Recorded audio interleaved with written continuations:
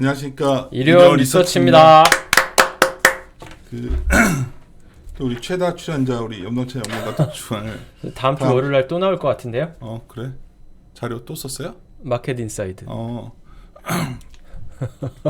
아니 오늘 아침에 왜 이렇게 늦게 지금 녹음해서 올라가냐면 아침 내내 회의에다가 오늘 큰일 날 뻔했었네. 아까 어디가 오신다는 걸 모르고 있다가 갑자기 오셔가지고 빵꾸 날 뻔하셨네요. 그래요. 그래서 좀 늦게 올라가는 거 이해 바랍니다. 네. 뭐 자꾸 당신은 아까도 누가 오셔서 질문 녹음해 가는데 긍존론 낙관론자니까 비곤론자니까 그래가지고 내가 아니 뭐 이렇게 세상에 두 개밖에 선택할 수 없나요? 내가 그랬는데 그 옛날에 월가에 낙관론자 비관론자는 명성을 얻고 낙관론자는 돈을 번다 말도 있지만 더 유명했던 말 또 하나 있어요. 비관론자가 명성을 얻을 때 주식을 사고 낙관론자가 명성을 얻을 때 주식을 팔아라 이런 격언도 있어요. 갑자기 이 얘기를 왜 하지? 하도 아까 그런 질문에서 딱 그거는 답변하기 싫다 그랬었는데 여하튼 벌써 또 2월 첫째 주가 지나갑니다. 그래서 다음 주 일정부터 우리 시작할까요? 네. 다음 주 일정 말씀드리면은 아시는 것처럼 다음 주 목요일과 금요일은 휴장입니다. 설날이죠. 그러다 보니까 월화 수요일에 있는 일정들을 위주로 말씀을 드려야 되는데 일단 일정 확정된 거 여기 나와 있는 것부터 말씀을 드리면은요 3페이지에 있는 글씨가 작아서 좀 잘 안 보실 수도 있는데요 3페이지에 있는 내용에서 말씀을 드리면요 첫 번째로는 MSCI 분기 리뷰가 있습니다. 다음 주 화요일이라고 날짜가 되어 있는데 한국 시간으로는 수요일날 아침 7시 정도 홈페이지에 올라오는 것 같아요. 수요일날 빅히트가 들어간다면서요?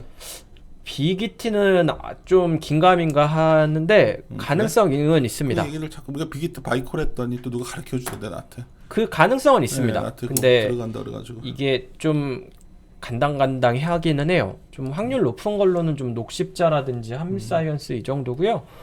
빅히트라든지 HMM이라든지 SKC 이런 것도 SKC도 있고 네, 가능은 한데 좀 이거는 아무도 알 수 없어요. 이렇게 말하는 맞습니다. 거는 자꾸 이거 확정적으로 말하는 사람들은 좀 그건 자기들 오버하는 거고. 맞아요. 그래가지고 수요일 날 주가에 반영될 것 같습니다. 아시는 것처럼 1년에 4번 있는 정기 변경이고요. 실제 변경은 2월 26일 종가니까 시간은 있습니다.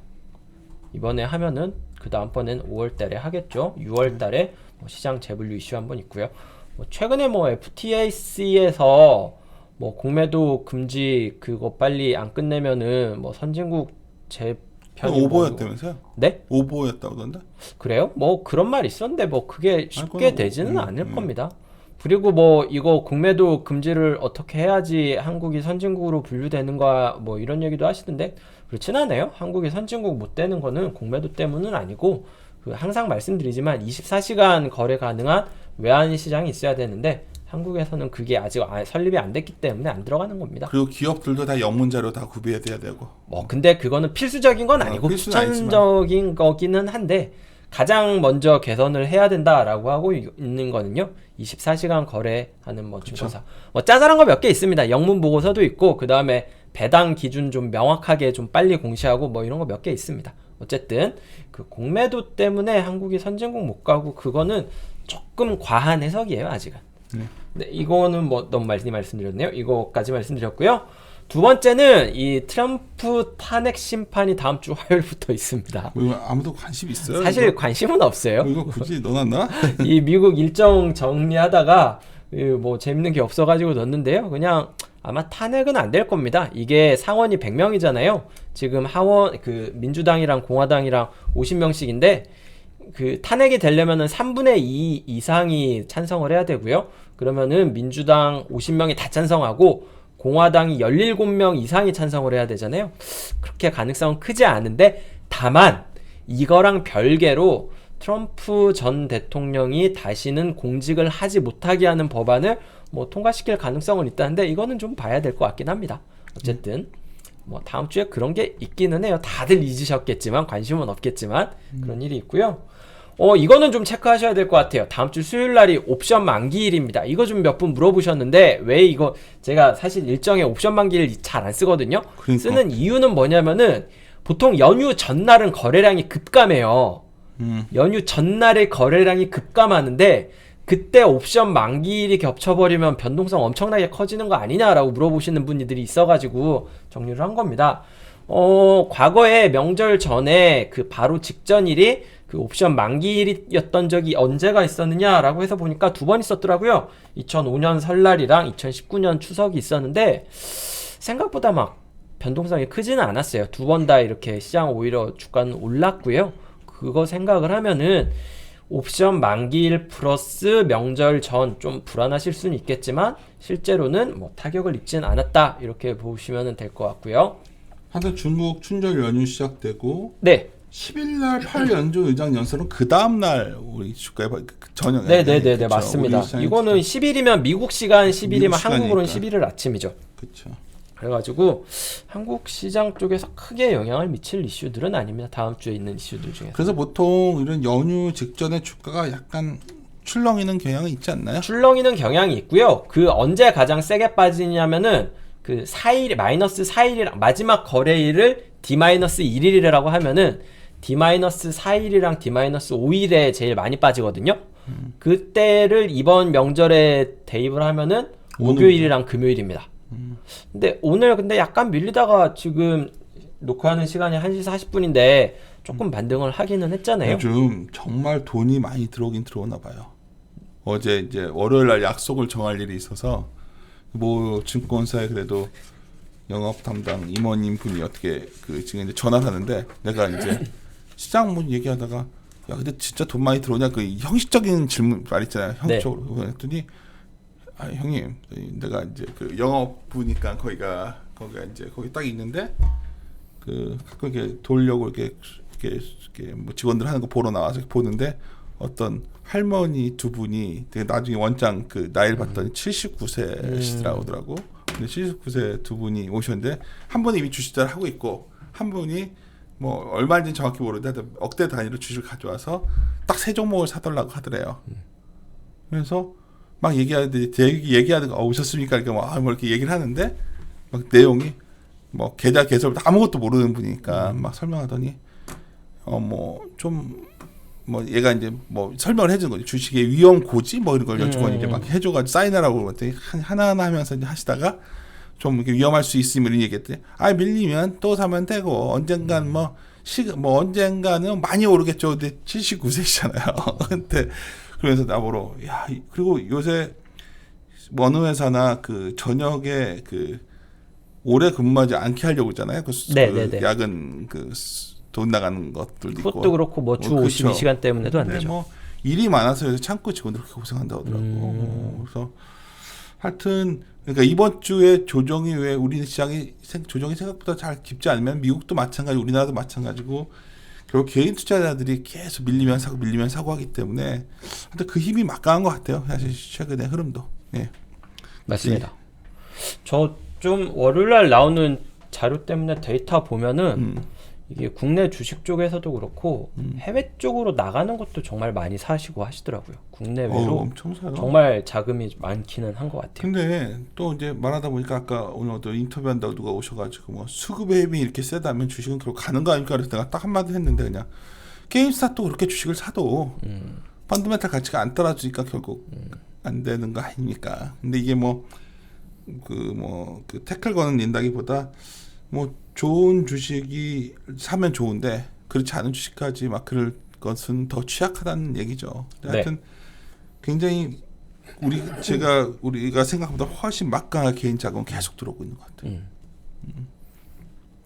네. 뭐 이어서 차트 말씀드릴까요? 저 오늘 왜 이렇게 목이 잠기죠? 나도 건조한가? 가습기 틀어줄 것처럼. 네, 이어서 그 5페이지에 있는 차트 말씀드릴게요. 지금 차트 2개 정리했는데요.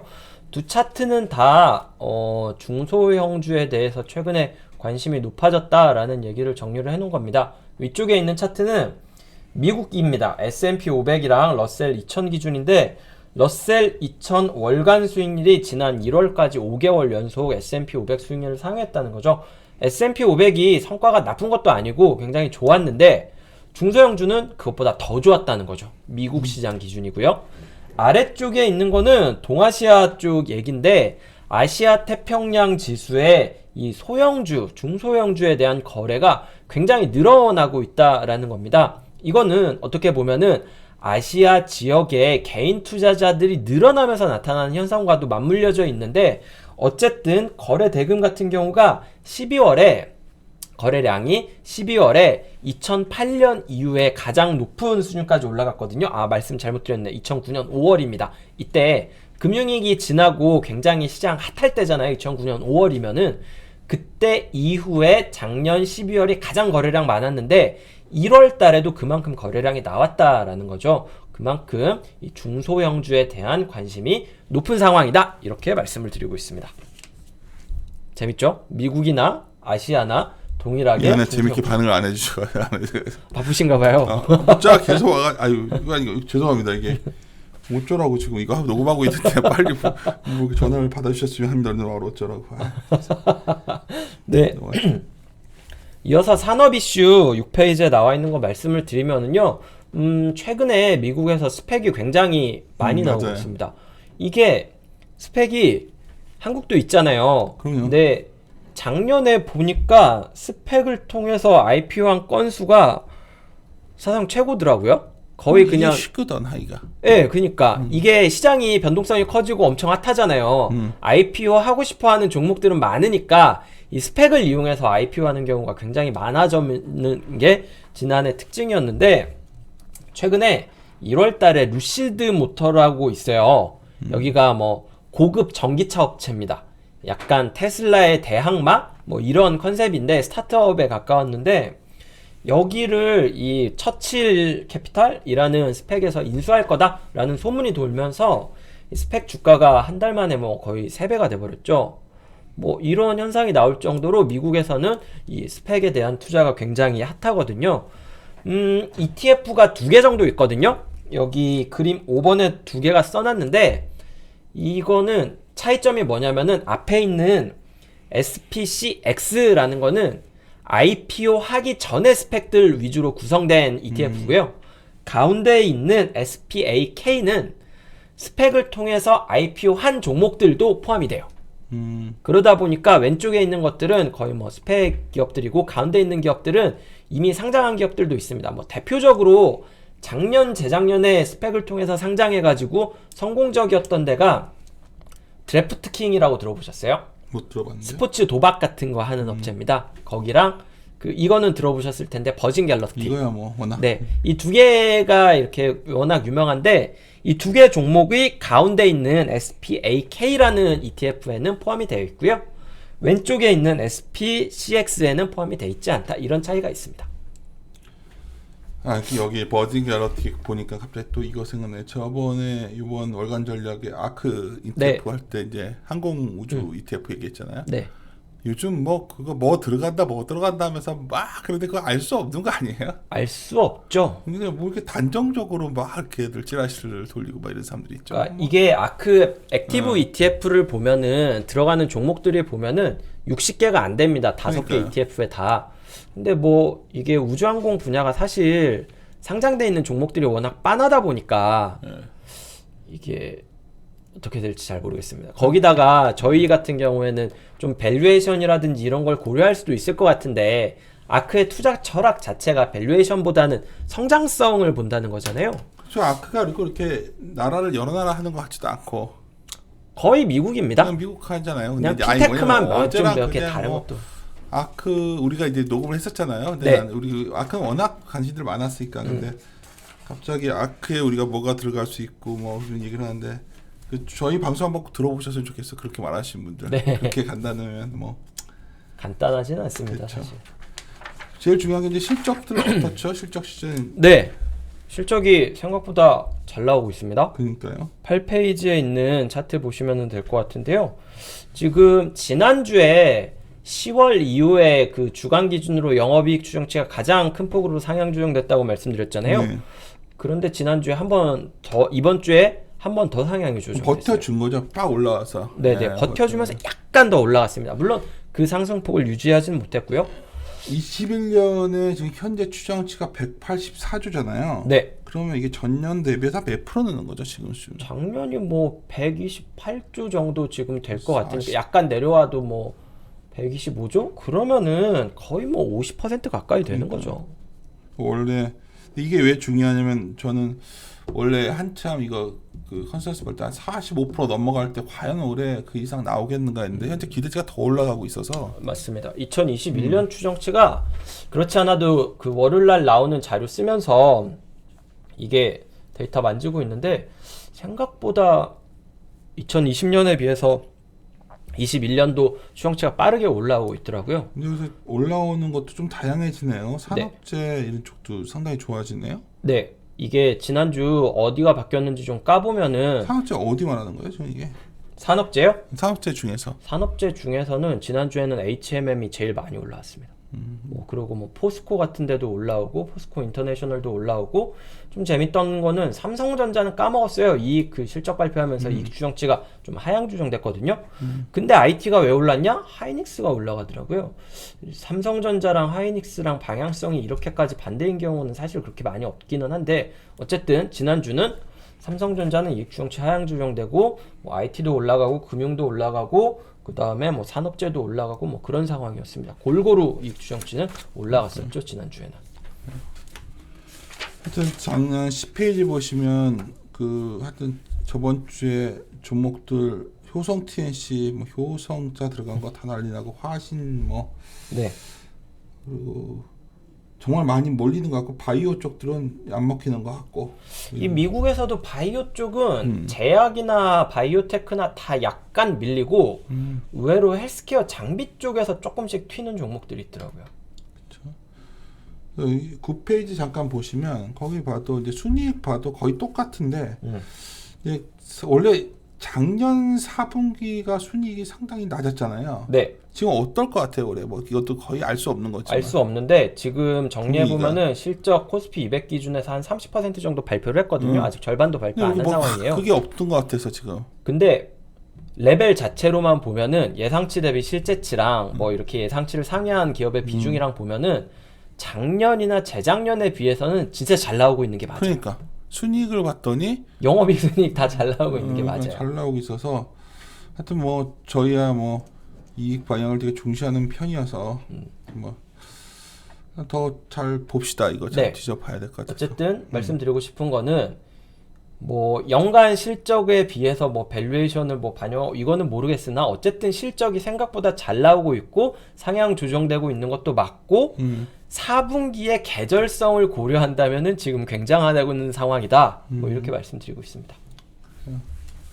그다음에 뭐 그 글로벌 이익 흐름들도 매주 보시는데 약간 꺾였더라고요. 아시아 태평양. 아시아 태평양 이익 같은 경우에는 그래도 14 올라가고 페이지. 있어요. 네. 14페이지 보시면은 약간 꺾여 그냥 보다가 약간 그래서 네, PER 같은 경우는 약간 꺾이기는 했습니다. 네. 뭐 이 주가 같은 경우도 반영되고 그러니까 그렇다고 하더라도 다른 지역들 보면은 이렇게까지 작년 한 7월 정도 PER 고점을 뚫고 이렇게 빠르게 올라가는 그 지역은 전 세계에서 아시아 쪽밖에 없고 아시아 쪽에서도 선진국에 비해서 이머징이 더 빠르게 올라가고 있습니다. 뭐 이거는 뭐 이익에서도 마찬가지고요.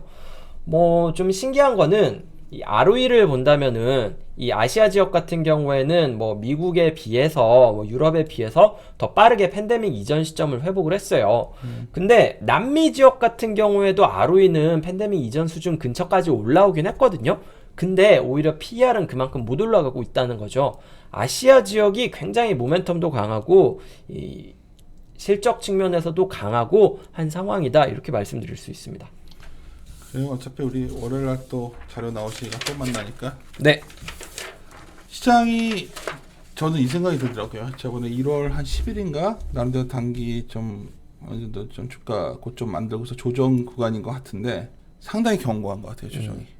그러니까 저 밀리시움 국면에서 강하게 어떤 글로벌 우리뿐만 아니라 미국도 마찬가지로 버텨주는 모습이 나오고 있어서 옆으로 가는 형태가 나오고 있는데 하여튼 연휴를 좀 앞두고 있어서 여전히 좀 조심스럽다 저는. 그냥 연휴 앞두고 있어가지고 보통 현금화를 하려면은 D 플러스 2일에 찾을 수 있잖아요. 그러다 보니까 오늘 팔면은 화요일날 찾을 수 있는 거잖아요. 돈이 너무 많아서 별로. 그렇죠. 그렇기 때문에 어쨌든 뭐 명절 때 무슨 일이 벌어질지 모르니까 쉴 때 좀 팔아놓는 수요는 있을 수 있는데 그거 반영한다면은 보통 빠지는 날이 오늘까지인데 오늘도 아침에 밀리다가 좀 반등하는 거 보면은 생각만큼 막 그렇게 현금화하고 그런 수요가 있는 것 같지는 않습니다. 오케이, 마무리 짓죠. 좀 벌써 연휴가 다음 주에 오네요. 예, 마무리 연휴는 짓겠습니다. 끝나고 월요일 날 클립보드를 발간할 예정입니다. 그래요. 네, 함께 고민하시죠.